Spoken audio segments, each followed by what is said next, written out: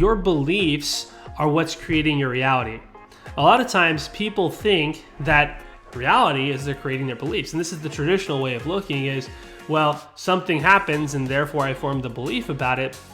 And of course, if you believe that, then that's what's going to be your reality as well. But what actually you're looking at is a reflection of what your beliefs have been thus far.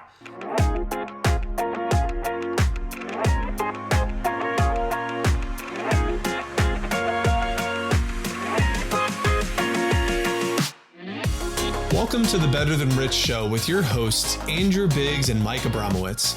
The Better Than Rich Show helps ambitious leaders who are on a mission to leave the world better than they found it, change their perspective on what's important, increase their income and impact, and systemize their life and business.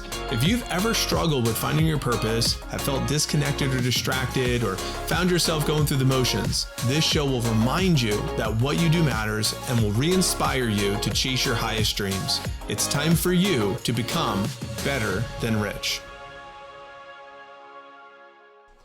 Welcome, everybody, to this week's episode of the Better Than Rich Show. I'm your host, Andrew Biggs, and I'm here with my co-host, Mike Abramowitz, who I will assume this week is already doing fantastic and awesome. But, Mike, what's going on, man? You excited about today? I am. Good. I'm excited about today, and I am feeling fantastic and awesome. I figured as much. I made that assumption for you. So before the show, we were talking a little bit about our VA program and some of the cool things we have going on. I figured we could even just bring that kind of conversation here onto the show. But yeah, man, well, tell us about the VA program. How's it going? And what's got you fired up about it? Well, it's cool because we just onboarded a new client, and she listened to the episode, and she reached out to me. I've known her for a little bit, and she texted me. She said, "Okay, I'm sold." All right. She's like, "I'm sold. I've been shopping around. I've been thinking about it a little bit. Let's hop on a call." So I hopped on a call with her, and it was a no-brainer. And what's really fun is she just finished her first 5 days maybe with her VA. And she's like, "I've already made my entire investment back in my first 5 days." And she's freeing up her hours. She's leveraging the VA to free her up to do revenue driving activities to help her make more money and also produce more clients and more time. So it's really cool to get those types of reviews because I know what it's done for me. And I love when somebody else who's kind of skeptic or unsure or uncertain, they decide to make the commitment and then get an immediate return within their first few days. So it's been really cool to see that. Yeah, fantastic. And I saw that message in our Discord. We have a private Discord for our clients on the VA side, and it was just like everyone was super fired up for her. Paying for investment in 5 days. It's kind of a no-brainer, and that's kind of what's cool about actually having business solutions, right? Where it's really just what's my ROI on this investment, and obviously for her, it's probably going to be 3, 5, 6, 10x, right? If she puts 800, 1,000, 2,000 bucks into it or whatever, she's going to make, 8,000, 10,000, 20,000 out of it. So just understand that that's such an important thing to remember. And if you haven't gone back and listened to episode 24, make sure you do. It's also live on YouTube as well, how to use a virtual assistant. You can check us out there. One more thing I will share on that is go to www.betterthanrich.com/VAS to learn more. There's some really cool stuff there. You can sign up to have a call with us or just simply sign up for our services. So today's topic is really going to be about something that's really near and dear to my heart and something I've been really reinvigorated about lately. And it's the topic of manifestation and bringing things into our lives that we really want, that we really desire. And so I just wanted to have this opportunity, this space, to explore all our thoughts and concepts about it and to ask all the relevant questions and see if we can come to something that's useful for you, the listener here today. Mike, when you think about the power of manifestation, what comes up for you as a starting point to help people actually create? Kinda, yeah. Little Rhonda Byrne. If you haven't watched The Secret, it's like classic. But it's like, yeah, like what is it like to actually create something that you want? And because every single person listening to this, you want something, right? You want something. And by the way, you don't just want something, you want to feel a certain way. The reason you want what you want is because you want how it's going to make you feel. And so it's how to actually create either getting that thing or the feelings associated with getting that thing that you believe you'll have. And ultimately, that's what we're going after. We're going after better feelings. If you want a boyfriend or girlfriend, you want that because of how you think it's going to make you feel. If you want a new car, you want that because of how it's going to make you feel. You want to hit a business goal, you want that because of how it's going to make you feel. And so, yeah, people want these things, and that's okay to want things. And also, how do you actually get what you want? Because sometimes you don't get what you want, and why would you not get what you want? So that's what I'm excited about, kind of exploring. And what's your take? Why do you think that? Why is it top of mind for you? I'm curious. Why do you think this is showing up for you right now, and you're like drawn to this topic? Because I think it's a great topic. I love it. Yeah. I'm ready to jam on it. I have a couple thoughts on it. Yeah, well, I've just interested. yeah, totally. I've just been like reminded, of just the power of my mind to be able to create, my own reality, and just this reinvigoration of possibility, right? And feeling like in some ways, creating from a place where I wasn't at the highest energetic states, and then you look around and you wonder why you're not getting what you want. Well, you're not resonating at the frequency that you need to resonate in order to attract those things into your life. And so it's just a great reminder. And, I was looking into a lot of these things, and I started rereading Think and Grow Rich by Napoleon Hill. If you haven't read that, you're listening. I mean, it's kind of like required, recommended reading for, being a part of personal growth and part of the Better Than Rich community. It's like foundational training. And it's just basically all about how to use the power of your mind to create what you want. So, let's start with, I'll share the concept of beliefs, right? And so your beliefs are what's creating your reality. A lot of times people think that reality is they're creating their beliefs. And this is the traditional way of looking is, well, something happens and therefore I formed a belief about it. And of course, if you believe that, then that's what's going to be your reality as well. But what actually you're looking at is a reflection of what your beliefs have been thus far. And so what you need to learn is how do you actually change your beliefs about something? If you change your beliefs about something and you're persistent in feeling the feelings about that every single day, and you're bringing that energy every single day into how you're acting, you're going to shift how things move around you, because you're going to start, even if you're not attracting it into your life, you're going to start noticing things differently because you believe a certain thing. You're going to start looking for evidence of that. And, in scientific terms, there's something called the reticular activating system, where what you're actually doing is you are making something more salient. You're making something more important to you. So a great example is we named our son Elijah, and all of a sudden we started meeting all these kids who were also named Elijah. And it's like, holy crap, is this just like a super popular name all of a sudden? Or is it just that I'm noticing that there's more people named Elijah because that name's really important to me, right? If you buy a new car, it's another classic example that Tony Robbins gives. You buy, a Toyota Camry, and then all of a sudden you're driving down the road and you see Toyota Camrys everywhere. The reason is because that car is important to you because you own it. And so what that's doing is it's activating this reticular activating system. So you are like some stimuli are more important to you, more salient to you, and then you're noticing them. Well, how do you think that happens when we're thinking about creating something really exciting? If we're thinking about all the ways that things aren't going to work, then we're going to find all the reasons why things aren't going to work. If we're looking for all the things that we firmly believe that something is going to work, we're going to find the things that are going to support that story instead. So, yeah, man, I'm fired up. I think you can see that. But what's coming up for you? Yeah, it's great. I love that you brought up the RAS, because the RAS, a lot of people talk about it, but oftentimes when they jam on it, it's like, yeah, that sounds good. It seems like it makes sense. Yeah, it makes sense, I guess. But I love the way you put it. It's like you're drawing your attention to something. And when you're drawing your attention to something, it's like, okay, if it has my attention, then I probably could explore it. And oftentimes when we're exploring things, we poke around, we're taking action towards it.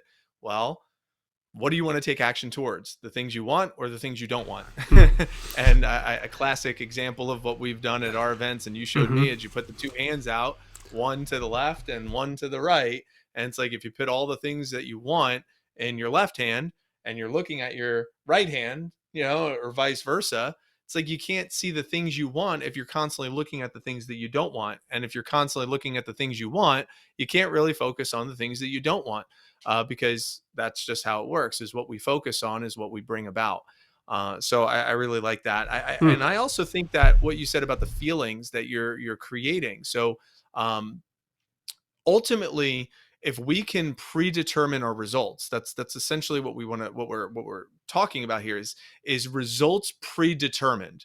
So if you look at like there's like this little chart where it's like, most of us are chasing outcomes. So it's like our outcomes. We want these results. Let's get these results. I want this possession. I want to win that trophy. I want to get that paycheck. I want to land that client. I want to get that deal, whatever that is, that's your outcome. So it's like, let me get that result. And once I get that result, then that triggers a certain belief. It's going to trigger a certain belief, like I'm worthy of this result. And I get the result. I believe I'm worthy of the result. When I believe I'm worthy of the result, then I feel self-confidence. And I feel self-confidence. I feel adequacy. I feel worthiness. And when I feel this way, then I take actions that are aligned with those feelings. So if I feel confident, if I feel worthy, then I'm going to take risks. I'm going to try new things. I'm going to explore a little bit more. I'm going to empathize and tap into more deep curiosity. And what does that do? When I do that, when I take those actions, it's going to get me more results and it's going to get me more outcomes. The challenge is the outcomes aren't always there. So when we're trying to chase outcomes in the outside world, we're trying to get possessions in the outside world, and those outcomes aren't there. What does that do? It triggers these beliefs. So if we don't get the outcome, we trigger the belief of I'm not worthy. My belief is I'm actually not capable of getting those outcomes. So I'm actually not worth of it. And then I feel inadequate. I feel angst, depressed, worried, defeated, burnt out, overwhelmed. And what type of action do I take? I isolate. I separate myself. And then what type of results do I get? Probably not many results. More of the same. Self-fulfilling, more of the same. So the goal of what I hear you say is, how do we predetermine the results in our mind so that way we are influencing those beliefs that trigger those feelings, and we put ourselves into action, and regardless of the results in the outside world, we're predetermine the results in our inside world and continue to manifest that cycle.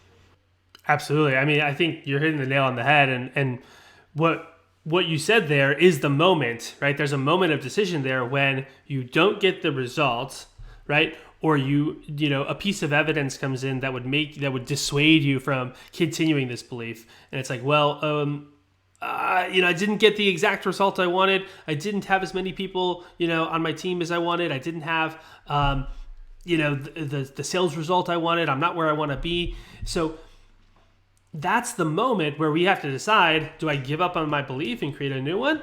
Or do I keep firm to the belief that I have? And that is where that absolute certainty that I am going to create this result, regardless of what the circumstances are showing up currently, is so important. So, a reinterpretation of that, one might be like, well, this is a lesson, right? So if a result comes back that's not entirely what you'd like, well, then it's a lesson, right? It's an opportunity to learn. And you can actually feel grateful for that result because now you're learning something that's getting you closer to where you are going, right?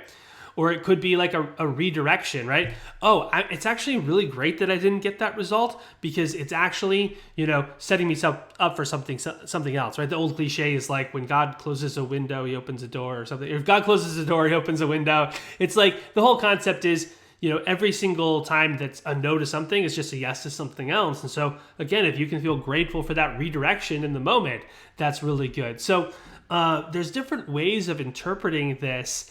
Maybe it's even feedback that, oh man, maybe I actually wasn't as convinced as I'm supposed to be. Let me actually go back and create even more strong desire for what I really want and have even more connection to my vision. So this is some really important things that come up for me.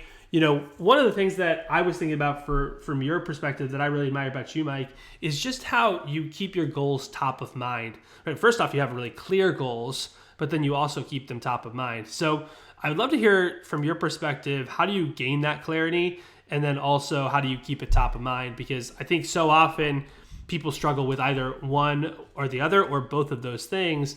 And they end up, kind of getting whatever they get because they're not super clear on what it is that they even want. Sure, I'd love to jam on that. Before I do, I want to make sure Yeah. I double click on the Chinese proverb that Okay. I want to make sure that it Let's hear triggered it. for me. The Chinese proverb where he talks about that a farmer had a son and he had these Hmm. horses, or had one horse, and the horse ran away. And all the neighbors came over to the farmer, and said, "Oh my God, I heard your horse ran away. I'm so sorry to hear that." He says, "I don't know. Maybe it's good. Maybe it's not good." The horse comes back with 5 other horses. So now the neighbors come to the farmer and say, "Oh my gosh, you must be so excited. You have more horses. That's so exciting." He says, "Maybe it's good, maybe it's not good." And one of the new horses that came back with the horse, his son was riding it, and it was a little aggressive horse, and knocked him off, and the son broke his leg. And then the neighbors come over and say, "Oh my gosh, you must be so upset that your son broke his leg." He said, "Maybe it's good, maybe it's not good." Well, because his son broke his leg, the village had to go to war, and the government came in, the draft, and they said, "Oh, your son has a broken leg, so I guess we can't draft him." So he was able to not get drafted. And the neighbor said, "You must be so excited. Your son didn't have to get drafted because of his broken leg." He said, "Maybe it's good, maybe it's not good." And then, so it's just this idea Yeah. that Yeah. Totally. whatever is happening, let's be unattached, because Hmm. who knows exactly whether it's good or bad. Let's relieve ourselves from that. And just, I love the question you asked me years ago, which is, what is this here to teach me? Hmm. The more we could ask ourselves that question, is like, what is this here to teach me? What is the lesson that I could draw out of this? What feedback is this giving me? And that's the most intelligent way. It's not like Hmm. my wife was joking with me yesterday. Lindsay said, "You're just so positive." And I was Hmm. like, "You're the positive one." And I'm like, "Yes, and I just think I'm intelligent." It's Hmm. not necessarily, it's and the most and that's what I say to myself. At least I tell myself that.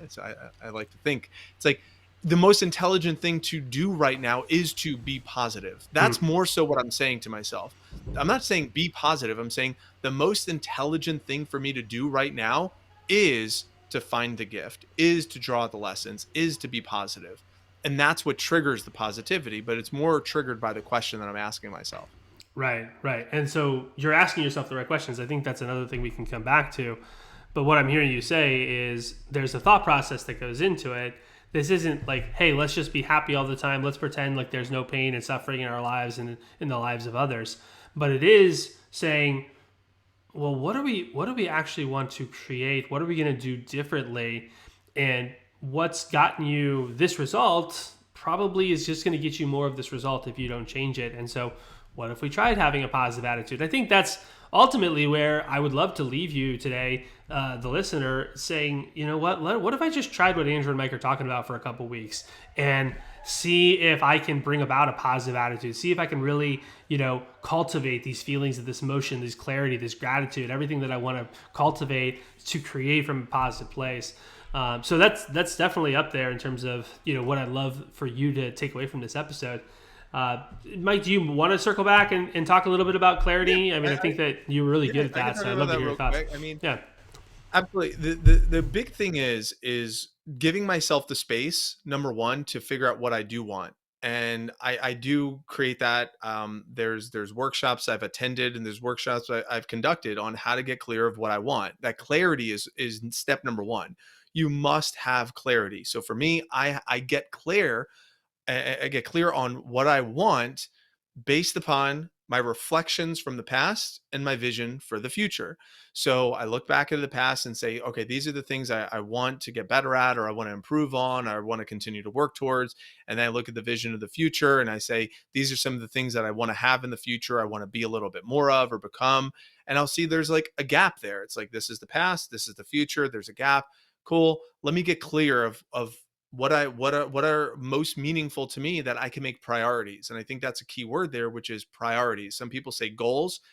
that sounds good. Dreams are even really beautiful too, but I like to consider them priorities for me. So if it's a priority, then I'm going to make sure that it's getting done. It's like I want to create resolve with myself. That's like, consider it done. I'm taking aggressive action every single day towards this, because I've resolved that it's already done. I just need to go create it. So getting clarity, number one, and then number two, after I get that clarity, is making sure I have a deep purpose behind the clarity. Why do I want these things? So after I list out all the, for this year specifically, I listed out my 10 things that I want. And then I wrote down in detail why each one of those 10 things are important to me, why they matter, why they're significant. So then I have my purpose. After I have my purpose, I align my identity. Who do I need to be in order to be worthy of these outcomes? So this is where identity-based habits come into play. The identity-based habit, who I need to be and what do I need to do in order to be worthy of these things. So for me, I adopted the identity of a healthy CEO dad, a healthy CEO dad. So my identity, and then I align number four, which are my actions that align with my identity. So healthy actions, CEO actions, dad, family man with a business versus a businessman with a family, making my decisions that are aligned with that identity and making sure my actions follow suit with that. And that's action. And then number five is planning. So my planning, this is where the priorities come into play. My morning routines and my morning rituals, my evening routines, my evening rituals. I want to be a healthy CEO dad. So I'm a person who reads. What does a person who reads do? He surrounds himself with a lot of books. So I have a lot of books, and I have them in my bathrooms. I have them in my next to every remote control in my house. I have them in the kitchen, and I have them in my backpack. Why? Because I'm a person who reads. And becoming a person who reads. So this ideology of the planning is very specific, based upon, though, the actions, which is based upon the identity, which is based upon the purpose, which is based upon the clarity. So it's clarity, purpose, identity, actions, planning. And of course, that all leads to execution. And the execution is the tiny actions daily that I consistently do. And the hashtag TAD. And one of those activities are every day, I'll write my journal entry, which is what are all my goals. Every day, I'll write something I'm grateful for, or look at my affirmations and my vision and my goals. And every day, I meal track. So I'm 190 days in a row meal tracking since I set these intentions and set these priorities. Why? Because I'm a healthy CEO dad, and that's what healthy CEO dads do, and they track their macros. So that's a very long-winded response. Hopefully, I answered the question, though. Well, yeah, it's great. I mean, what I'm again, if you want to distill that down for some really key takeaways from my vantage point, it's get clarity and keep these things top of mind. I love the identity-based habits as well, though. It's like the identity-based habits is really what it's about, because what we're doing is we're deciding what we want, and then we're keeping it top of mind, and then we're conditioning it, right? And it's like most of what how we act on a daily basis is just our conditioning, right? Most of us are, just conditioned to act in a certain way, whether that's positive or negative or in fear or bold or whatever. All of that has come from what's our past experiences. And so, if we want to rewire that, we have to be willing to go out the process of reconditioning it. If you weren't somebody who reads before, then you have to start actually practicing these things, even if it's 10 pages a day. And then guess what happens? You start to recondition it. You've surrounded your environment. I was at your house, a week or two ago, and there's books everywhere. And like, there was books, when I sat down on the couch, there was books when I sat down at the kitchen table, there was books in the office, books in the bathroom, all sorts of things. It's like, there's, of course, you're surrounding yourself in an environment. The temptation to read is all around me. And I think that's that. And I love you said it's really cool you don't have a TV down here, and it's like that's very intentional, because if we did, I would probably watch a lot more TV. The temptation to watch TV would be stronger than the temptation to read. To read, correct. Yep. And what's interesting, I just had this conversation with a client yesterday, and he's like, I usually listen to audiobooks. I don't know. I don't really read. I said, when's the last time you picked up a book? He said, probably 2 years ago. I said, so here's your assignment. I want you to grab 6 books, put 2 in the bathroom, 2 in your backpack, and then put 2 next to the remote control. So that way you have Anytime you're tempted to pull out your cell phone when you're taking a dump, this is what I said to him. So being, completely true. It's the Better Than Rich show. What you see is what you get. This is real. This is authentic. So if you're tempted to pull out your phone, at least you also could be tempted to open up a book. And if you're tempted to pick up the remote, you can also potentially be tempted to pick up a book. And when you pull out your laptop, you also could potentially be tempted to pull out a book. And at least you're in position to read. And I also give you permission to read 1 or 2 pages at a time. I said, if you take a dump 2 times a day, and hypothetically you can knock out 2 to 5 pages per dump, that's 4 to 10 pages a day. 4 to 10 pages a day times 7 days, that's between 30 and 70 pages a week, man. I said that you can become a person who reads. I think we need to create like an infographic, right, of like pages, like graphs and pages per dump. And that's that'll be great. We'll create one and we'll put that in the blog posts that people can find it. Go. What you're saying is correct. Identity-based habits, becoming a person who goes to the gym, a person who gives gratitude. How do you position yourself to be a person who gives gratitude? How do you become a person who loves the life they have while creating the life that they desire? How do you, what are these identity-based habits that could align with the identity? Absolutely. And so if you're listening to this, again, practical, 6 books, how much 6 books cost? $60 to $100, right? You probably are going to spend that this week eating out or doing something stupid or, going out. So like just spend it on books instead. Go to Amazon, pick up 6 books. If you want to know which 6 from a thrift shop, $1.50. There you go. We're working was $1.50 at a thrift store. There you go. So you could get it for $10, right? So understand that if you spend $10 at the thrift shop or whatever, if so you can have these books and have them all around you and start doing that. And then next thing you know, you're going to start reading because you've actually taken an action step towards that. And so if you want to know which 6 books you want to get started with, send us a DM on Facebook or Instagram, and we'll give you 6 books to check out. And under that umbrella, reading is one, but you also might think, what are the other habits that align? Like drinking water is like one of those habits. Meditation might be one of those habits. Tracking your nutrition might be one of those habits. Sleep habits, right? So you have an idea of what do you deem like growth-oriented habits. So maybe if you want to speak to that, like what are these growth-oriented habits that might align with any identity that is manifesting a positive outcome in life? It's probably underneath one of these umbrellas of, morning rituals and stuff like that people are already doing. They know what to do, but it's like, are they doing them? Right. And I think that's one of the reasons I'm like super fired up today, because it's just this is kind of a foundational lesson that I remember learning, probably 15 years ago.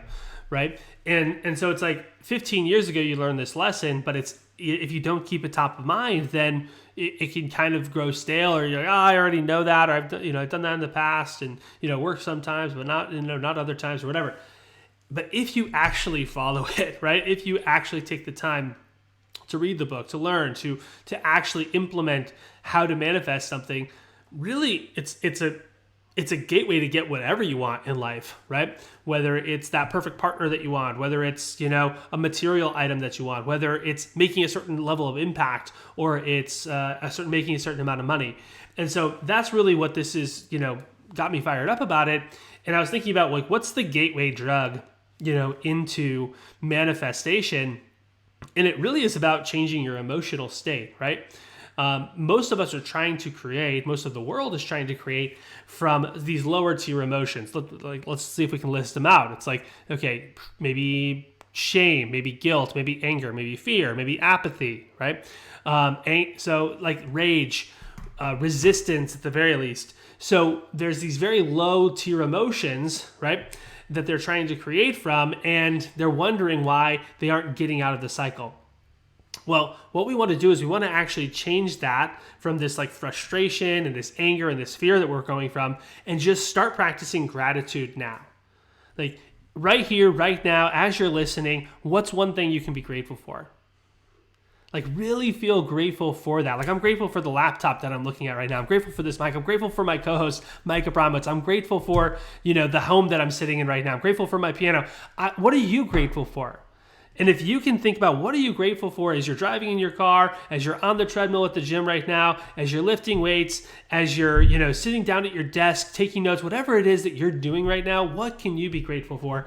And how can you just be in a continuous state of gratitude? That's the gateway drug into the clarity that you desire. Because as you start to feel grateful, you're going to think, okay, well, I feel awesome. Now, if I could have anything I want, I can see that now as a possibility.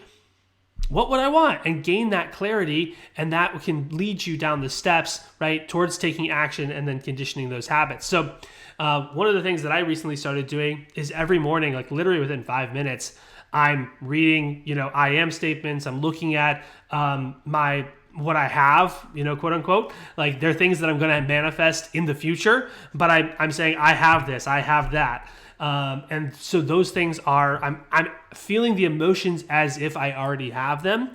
And so what that's doing is it's conditioning. Again, I'm coming from the place of the emotional resonance that's going to actually bring it about. And then I'm talking about what I'm willing to give in exchange for these things, and reviewing the plan of how to do it. And so that habit in the morning, and then in the evening before you go to bed as well, just to prime your mind before you go into the deep sleep. This is like such an important thing in terms of the habit. But ultimately, you have to feel the gratitude. You have to gain the clarity before you can actually do it. Otherwise, you're trying to think about what you want from a really low energetic place, and you can't even get high quality answers. You can't even get high quality questions when you're in that low quality state. So the low energetic state. What's coming up for you, Mike? Well, I want to say to you, the listener, you might hear everything Andrew's saying and say, yeah, but you don't understand my circumstances right now. I'm dealing with a lot of stuff right now, and I'm just in a tough spot, and you don't understand where I'm at. And my thought to you is, I get it, because when I was in the hospital with James for 8.5 months, 254 days, it's like you feel like the winter's never going to end. It's really a quite traumatic and painful experience. And one of the things I'll share, two best practices. They're called MVPs, minimum viable products. What are the minimum viable products of gratitude when you don't feel grateful, right? The first thing I did a lot of is I did walking. So I got a Fitbit. I actually borrowed Lindsay's, my wife's Fitbit, and she let me use it. So I still wear it every day. And this was a habit that I started in 2021 last year when we were in the hospital, and I just would count my steps. So my minimum viable product is, can I position myself to get to 60,000 steps? Because motion creates emotion. And if I'm going to be walking and doing my steps, then ideally I'll do it outside so I can get connected to some sort of nature or my creator, whatever it might be. That's number one. So movement. The second one is I was, how can I say this? I'll say this in the most condensed way possible. When James is in an incubator and there's no touch and you can't, can he hear me? Can he not? Like there's just so much, and there's so much uncertainty. And it's like, he was born at 1 pound, 4 ounces. If you don't know the story, I mean, it was like, there's so much uncertainty. Every day was ups, downs, ups, downs. So what did I do is I created a list, to what Andrew's, to your point, which is all the data activities that I'm looking forward to doing with James. And all of these lists, there's like 50 or 60 or 70 items on this list of like playing basketball or playing tennis and golf and going to arcade basketball, going to the Miami Dolphins game, going on a Harley, walking across fire to Tony Robbins event, doing a PB&J feeding frenzy, like all of these things that I have on this list. And every day, that's what I read. I would see my son, who's 1 pound, 2 pounds, and I would look at this list to just remind myself and manifest, okay, like this is what I'm looking forward to. This is what I want to attract into my life. This is what it's going to be like, and positioning myself to feel the feelings of what it's going to be like when we're playing catch in the yard while he's in an incubator. And that is hard to do. I'm not saying that was easy, but it was intelligent. And that's what it comes back to. It's not just about being positive. It's asking myself, what is the most intelligent thing I could do right now as a minimum viable product? It is direct my focus to the wants, and motion creates emotion. If I understand these principles to be the truth, which I do, then that's the most intelligent thing for me to do right now in this crazy tough winter season of life that I'm in. And those are really great practices that I invite if you, the listener, are in one of those seasons right now. That's great advice. And I think just how you navigated that was so beautiful. I remember jumping on a group call with you, and Brian Lum was there, and I remember him saying, "You got this." And he's like, "There's no doubt in my mind." And I don't know if that did anything for you, but I just remember feeling like so blessed to have that sort of message spoken to you at that point in time of that uncertainty. And again, just to watch you navigate this, not entirely, obviously easily, but like as gracefully as possible, right? And I think that's because of the intelligence of understanding how the world works, and then putting some of these principles into place. So this has been a lot of fun for me. I mean, I think that in some ways, there's I'm just fired up right today, and just talking about it, and just I think maybe we'll have to do a part 2 when we can kind of give you guys more frameworks and thought processes, and bring in some guests to talk more about this. But it's like, at the end of the day, in terms of action steps from this, what I would want to encourage every single one of you to do is to recognize that what is going on inside your head is what's creating your reality. And as you start to change your mind, you will change how you are viewing the world, and you will start to change the actual circumstances of your life. So that's my biggest message. If you take that and then you just start applying gratitude to every single situation, you start interpreting things with a positive outlook, and you get clear on what you want, to put the habits in place, take those actions every single day, you're going to create what you want, especially if you do the very last thing, which is, at the end of the day, surrender and let go, and don't force and don't try, and trust that God, the universe, whatever that is, they got your back. So, Mike, what are your closing thoughts before we let everyone go for the day? I would say manifesting what you want starts with getting clarity of what you want. So take some time, sit down, get clear of the things that you want, and reflect on the past of your not wants and turn them into the wants, and look in the future and say, this is what I believe a beautiful future looks like. And start there. You got to get clear. Without clarity, it's going to be impossible for you to chase down something that doesn't exist in your mind first. So get clear of what you want. And then future episodes will obviously be able to give you even more practicality on how to chase down those wants. Fantastic. Thanks, everyone, for listening. I appreciate each and every one of you. I'm grateful for you. And again, leave today better than you found it. We'll see you next week. Bye. Thanks for listening. If you enjoyed this episode and you'd like to help support the show, please share it with others, post about it on social media, or leave a rating and review. To catch all the latest from us, you can follow us on Instagram at betterthan_rich, and join our Facebook group at the Better Than Rich Show. Thanks again for listening. We look forward to seeing you next time. And remember, leave today better than you found it.